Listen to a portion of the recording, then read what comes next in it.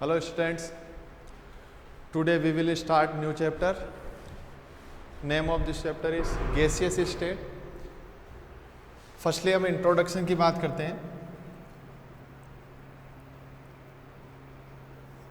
Basically हम ये बोल सकते हैं gas is the state of matter and solid, liquid, gas, suspension, colloidal solution all are the state of matter.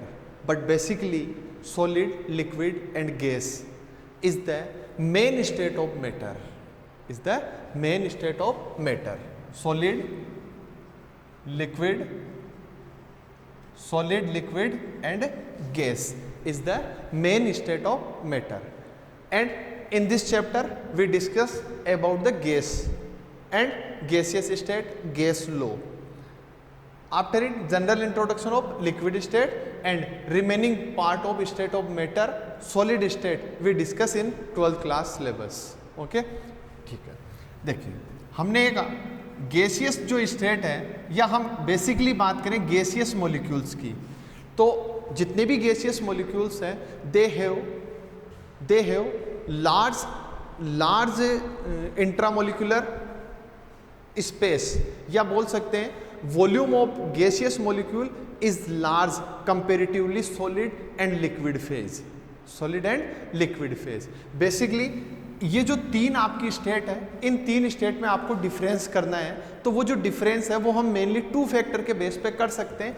First जो हमारा फैक्टर है वो है intramolecular distance. First is the intramolecular distance and second is the intramolecular force. Second is intramolecular force. In case of solid, intramolecular distance is less comparatively liquid and gas. अब हम यहाँ चूंकि mainly हम बात करना चाहते हैं गैसियस स्टेट की, तो हम यहाँ जो ये दोनों फैक्टर हमने लिए हैं इनको हम बेसिकली फोकस करेंगे गैस पर. तो हम ये बोल सकते हैं अगर मैं इंट्रामोलिकुलर डिस्टेंस की बात करूं तो इंट्रामोलिकुलर डिस्टेंस सॉलिड, लिक्विड और गैस, इन तीन स्टेट में अगर आप ये देखते हैं तो आप ये कहेंगे गैस जो है, गैसियस मॉलिक्यूल्स जो है उनका इंट्रामोलिकुलर जो डिस्टेंस है, इंट्रामोलिकुलर डिस्टेंस वो मैक्सिमम होगा कंपेरेटिवली किनके, लिक्विड और सॉलिड के. देखिए सॉलिड जो सबस्टांस है वो रिजिड होते हैं, और रिजिड क्यों है, तो हमने कहा रिजिड इसलिए है क्योंकि उनमें इंट्रामोलिकुलर जो डिस्टेंस है वो बिल्कुल लेस होता है, और गैसियस मॉलिक्यूल्स में ऐसा नहीं है. इसलिए गैस को कभी भी रिजिड सबस्टांस या सॉलिड सबस्टांस की तरह हम कंडक्ट नहीं कर सकते हैं. तो इंट्रामोलिकुलर डिस्टेंस का ऑर्डर क्या होगा, सॉलिड, लिक्विड एंड गैस. अब अगर हम बात करें इंट्रामोलिकुलर फोर्सेज की, तो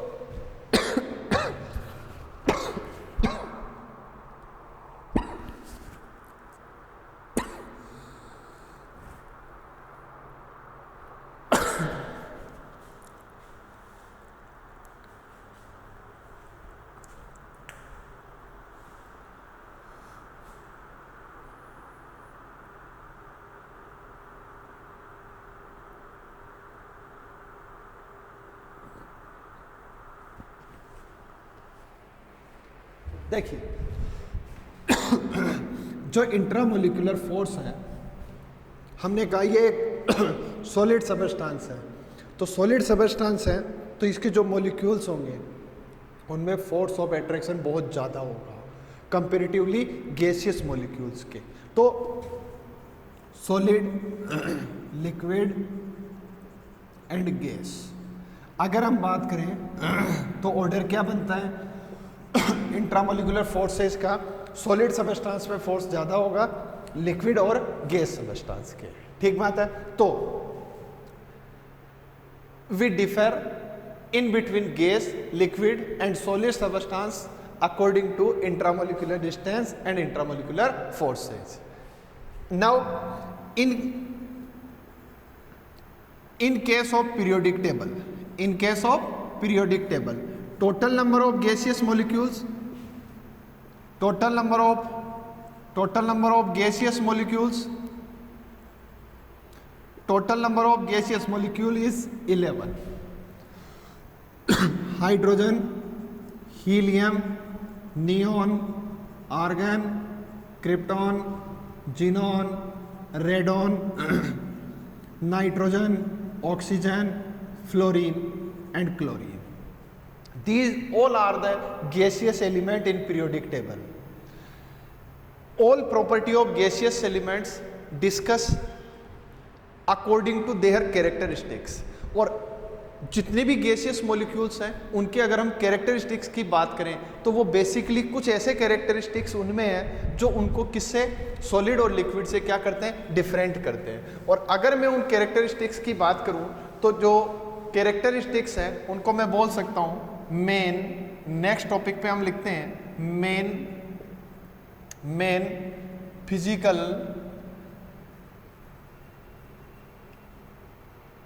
main physical characteristics of gaseous molecules. First is they have not definite shape. They have not definite shape and volume.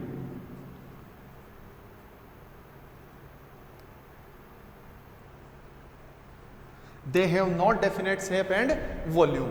इसका मीन ये है जितनी भी गैसेज हैं आप उनको जिस कंटेनर में लेंगे उस कंटेनर के अकॉर्डिंग वो अपना शेप चेंज कर सकती है.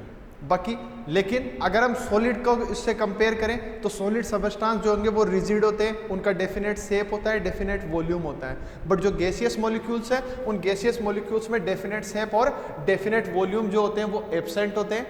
और डेफिनेट शेप और डेफिनेट वॉल्यूम नहीं है, उसका सबसे मेन रीजन क्या है, तो हम कहेंगे सबसे मेन रीजन है gaseous molecules have less force of attraction.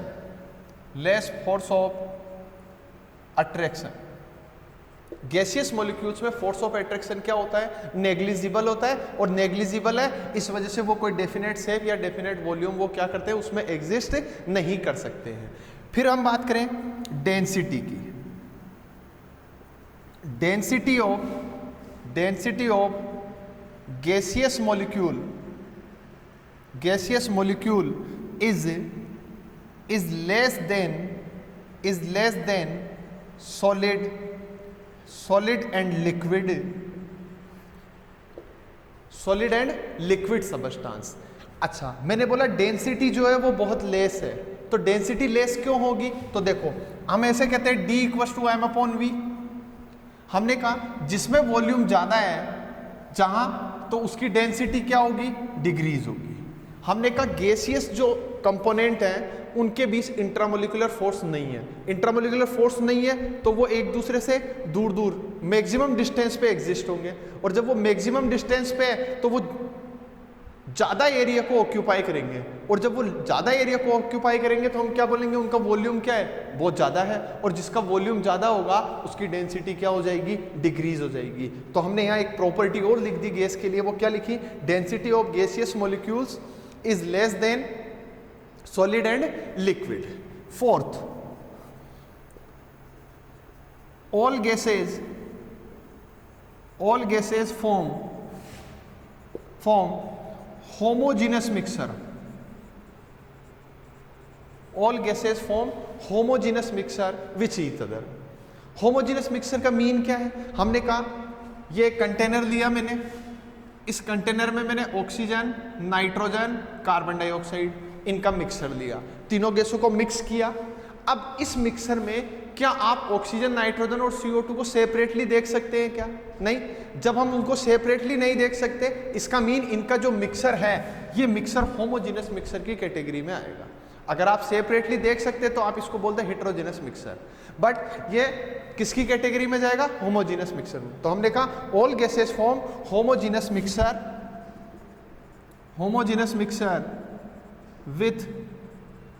with each other. Homogeneous mixer which each other. Clear. फिर देखिए ये कंटेनर था, इसमें ये गैसियस मॉलिक्यूल्स प्रेजेंट है.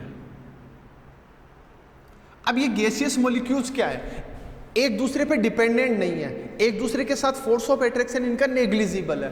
तो हर एक मॉलिक्यूल जो है वो इक्वल प्रेशर डेवलप करेगा, हर एक मॉलिक्यूल क्या करेगा, इक्वल प्रेशर डेवलप करता है। तो मैं ये बोल सकता हूं gases extract pressure equally in all are direction. क्या बोल सकते हैं, gases exert pressure in all direction, exert pressure equally in all direction. Reason, यहां फोर्स ऑफ अट्रैक्शन क्या है, नेग्लिजिबल है। तो हमने कहा गैस की जो मेन प्रॉपर्टीज है, ये गैस की मेन प्रॉपर्टी है। First, gas not have definite shape and definite volume. Second, gas जो है लेस फोर्स ऑफ अट्रैक्शन रखती है।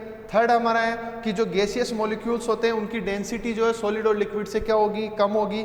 जितनी भी गैसें हैं वो होमोजेनियस मिक्सचर का फॉर्मेशन करेगी और गैसियस मॉलिक्यूल्स ऑल डायरेक्शन में इक्वल प्रेशर एक्सर्ट करेंगे। क्लियर। तो ये जितनी भी प्रॉपर्टी हैं, इन सारी प्रॉपर्टी को एक्सप्लेन करने के लिए कुछ लॉ की रिक्वायरमेंट्स है, और जिन लॉ की रिक्वायरमेंट्स होती है उनको बोला जाता है गैस लॉ। क्या बोला जाता है उनको, गैस लॉ बोला जाता है। और ये जितने भी गैस लॉ हैं, इन गैस लॉ में बेसिकली हम लोग बॉयल्स लॉ, चार्ल्स लॉ, आयोग्रोद लॉ हैं, गैलुसेक टेम्परेचर प्रेशर लॉ और Dalton's partial pressure law, Graham diffusion law, ये लॉ हम यहाँ पढ़ेंगे। इनके बेस पे हम गैस की सारी प्रॉपर्टी जो हमने यहाँ ली है इनको हमें एक्सप्लेन करना है। बट उसको एक्सप्लेन करने से पहले आप एक चीज़ समझ लें। हमने कहा गैस लॉ हमें पढ़ने, हमारे पास दो टाइप की गैसें हैं, केवल 2 टाइप की गैसें हमारे पास हो सकती है। एक हम बोलते हैं आइडियल गैस, एक गैस हमारे पास होती है आइडियल गैस, और एक गैस हमारे पास होती है जिसको हम लोग बोलते हैं बेटा रियल गैस। ठीक है। Gas which obey gas law at temperature, all condition of temperature and pressure, obey gas law is called ideal gas, and gases which not obey gases law is called real gas. अब आप पूरे chapter में जब हम आगे जाएंगे तो इस पूरे चैप्टर में हम 2 बात डिस्कस करेंगे, एक आइडियल गैस की बात करेंगे और एक रियल गैस की बात करेंगे। तो जितनी भी आइडियल गैसेज है वो गैस लॉ को फॉलो करेगी, और जितनी भी रियल गैसें हैं वो गैस लॉ को फॉलो नहीं करेगी। तो देखिए, हमने कहा गैस लॉ को फॉलो कर रही है, बट इस दुनिया में ऐसी कोई गैस नहीं है जो कंप्लीटली सारे गैस लॉ को फॉलो कर ले। इसका मीन आइडियल गैस जो हैं वो एक इमेजनरी कंडीशन है। आइडियल गैस एक इमेजनरी कंडीशन है, बट जब आइडियल गैस जो है उसमें डेविएशन आएंगे तो रियल गैस बनेगी, क्योंकि आइडियल गैस एक इमेजनरी कंडीशन है, उसको हमने लॉ के बेस पे बनाया है। जितने भी लॉ हम पढ़ेंगे उन लॉ के अकॉर्डिंग जो गैस उन लॉ को फॉलो कर रही है वो आइडियल की कैटेगरी में जाएगी, जो फॉलो नहीं करेगी वो रियल गैस की कैटेगरी में जाएगी। ठीक बात है। तो ये जितने भी गैसेज लॉ हैं, इन गैसेज लॉ में हम फर्स्ट लॉ की बात करते हैं। तो देखिए, नेक्स्ट हमारा टॉपिक है गैसियस लॉ, और गैसियस लॉ में फर्स्ट लॉ में आप लोगों को पढ़ा रहा हूं बॉयल्स लॉ। फर्स्ट कौन सा है बेटा, Boyle's law.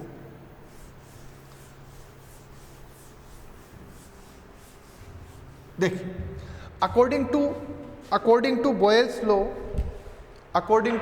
Boils law at constant temperature, according to Boyle's law at constant temperature the pressure of a fix amount of gas is inversely proportional to volume of gas. क्या बोला मैंने, eight constant temperature क्या लेना है आपको, fix amount of gas. Eight constant temperature fix amount of gas लेनी है, और ये जो फिक्स अमाउंट ऑफ गैस है इसका जो प्रेशर है वो प्रेशर इनवर्सली प्रोपोर्शनल होगा किसके, वॉल्यूम ऑफ गैस के। तो ये हमारे पास एक रिलेशन आया, ये रिलेशन ही क्या बोला जाता है, बॉयल्स लॉ बोला जाता है। P inversely proportional 1/V। अच्छा, इसको मैं ऐसे लिख दूं क्या, P equals to K 1 upon में V, where P is the pressure of gas, V is the volume of gas and K is the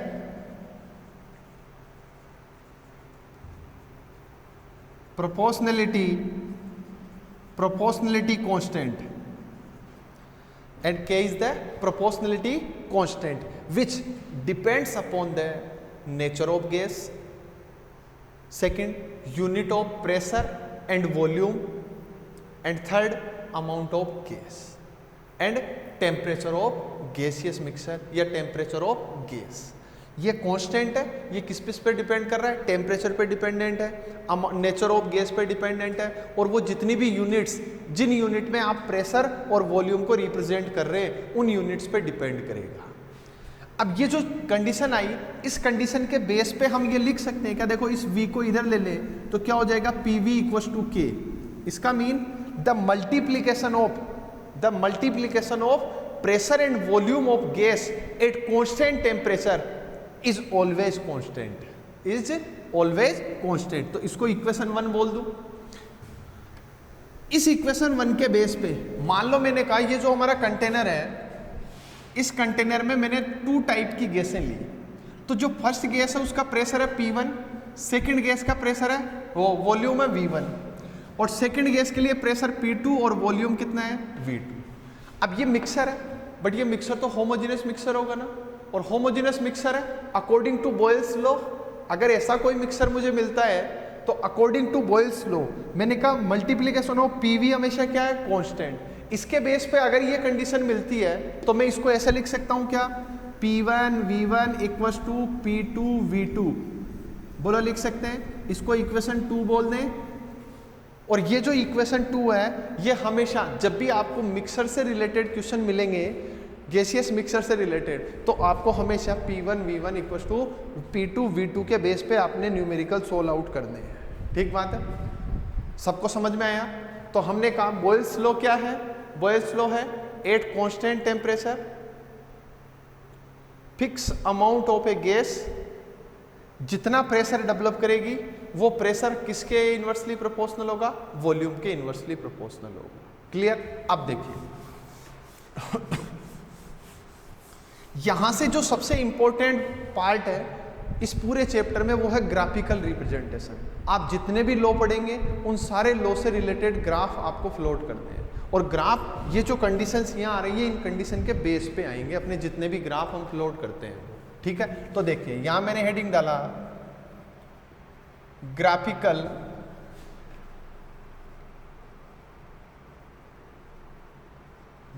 representation, और इसमें मैंने फर्स्ट ग्राफ लिया P वर्सेज 1/V का। किस किस का ले रहे हैं बेटा, P versus 1/V eight constant temperature, P versus V 1/V eight constant temperature. अब ये P वर्सेज V आपको किस इक्वेशन में मिला था इस लॉ में, तो हम कहेंगे ये हमारे पास यहां पर है P 1/V equals to K, बोलो है या नहीं। तो इसको मैं यहां लिख दूं P equals to K 1/V। ठीक बात है। अब जिन जिन में चेंजेस करने हैं तो देखो इसके अकॉर्डिंग एक लीनियर इक्वेशन बन रहा है, और लीनियर इक्वेशन क्या बन रहा है, y इक्वल्स टू mx। क्या बन रहा है बेटा, y इक्वल्स टू mx एक लीनियर इक्वेशन बन रहा है। तो ये एक रेखिक समीकरण, लीनियर इक्वेशन जो बन रहा है ये लीनियर इक्वेशन के बेस पे ग्राफ प्लॉट करना होता है। देखिए आप एक चीज समझ लें, y हमेशा वेरिएबल होगा, मतलब ये वो घटक है जो बदल सकता है, x वो घटक है जो बदल सकता है, और m वो घटक होता है जो हमेशा किसको दर्शाता है, कांस्टेंट को दर्शाता है, नियतांक को दर्शाता है, कांस्टेंट वैल्यू है। ठीक है, तो हमने कहा P equals to K 1/V, और P इक्वल्स टू 1/V है तो y इक्वल्स टू क्या हो गया, mx, और y इक्वल्स टू mx हुआ। इसका मीन जैसे जैसे y इंक्रीज हो रहा है वैसे वैसे x भी क्या होगा, इंक्रीज होगा। इसका मीन मेरे पास जो ग्राफ आएगा y इक्वल्स टू mx के अकॉर्डिंग वो ग्राफ एक स्ट्रेट लाइन ग्राफ होता है, और स्ट्रेट लाइन आता है तो यहाँ तो क्या आएगा P, और यहाँ क्या आता है बेटा 1/V। Clear. Eight constant temperature. Clear. अब हम क्या करते हैं, टेम्परेचर की कंडीशंस चेंज करते हैं, अलग अलग टेम्परेचर पे ग्राफ बनाते हैं। किस किस का, P और 1/V का जो ग्राफ है वो अलग अलग टेम्परेचर की कंडीशन में प्लॉट करते हैं। तो हमारे पास सेकंड केस क्या बन गया, आपको पता है P और 1/V के बीच जो ग्राफ आता है वो हमेशा स्ट्रेट लाइन आएगा। तो मैंने आपको 3 कंडीशन दे दी, इसको मैंने T1 टेम्परेचर, इसको T2 टेम्परेचर और इसको T3 टेम्परेचर बोल दिया कि T1 टेम्परेचर पर ये ग्राफ है, T2 टेम्परेचर पर ये ग्राफ है और T3 टेम्परेचर पर ये ग्राफ है। क्लियर। यहां से आपको क्वेश्चन मिलता है और वो क्वेश्चन मिलता है कि इन टेम्परेचर में क्या रिलेशन है, इनमें से मैक्सिमम टेम्परेचर कौन सा होगा और मिनिमम टेम्परेचर कौन सा होगा, ये आपको क्वेश्चन मिलता है। समझ गए क्या।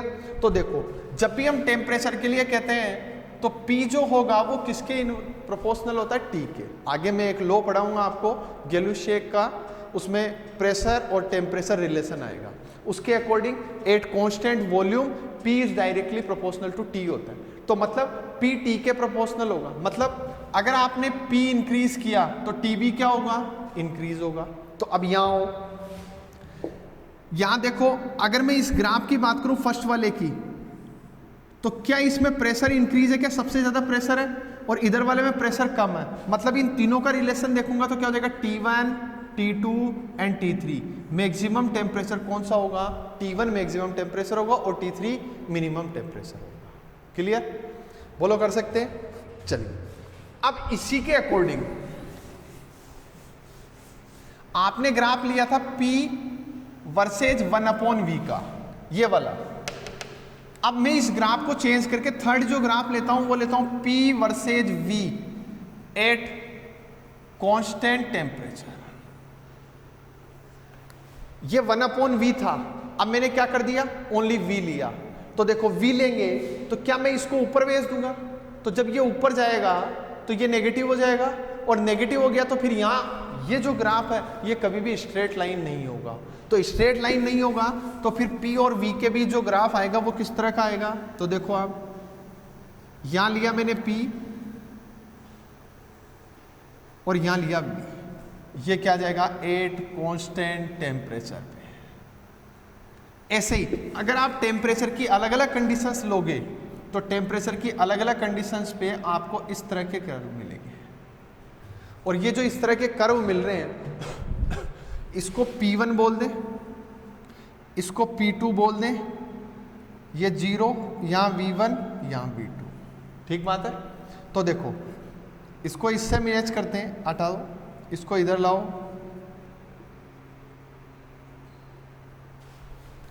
तो आपने कहा P1 V1 के इक्वल है, तो यहां क्या जाएगा V1, और ये P2 V2 के इक्वल है, क्योंकि आपने एक इक्वेशन लिखा था P1 V1 equal to P2 V2, तो यहां क्या जाएगा V2। क्लियर। तो जब आप